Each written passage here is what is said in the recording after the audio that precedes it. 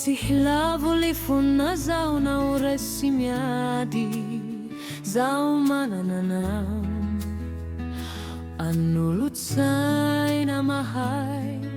Ka izay olazainao raha mipitso dia hoekeko sahady, zaho manaiky anao mandrakizay. Faray zaho manananao aho, azo itokina tsotry zao. Tompo tsy mba ho kivya na oresy tsy miady fa manananao. Faray zaho manananao aho, azo itokina tsotry zao. Tompo tsy mba ho kivya na oresy tsy miady fa manananao.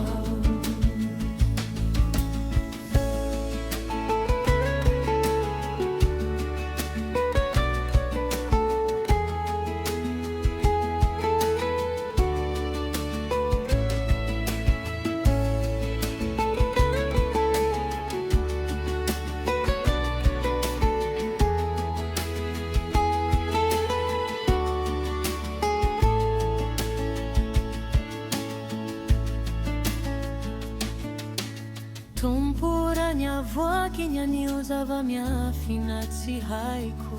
Soa fa mananana anao mpanolotsaina mahay. Karaha misy ny zava-mary mety handoa mandraiko, zaho matoky anao hiady mahay.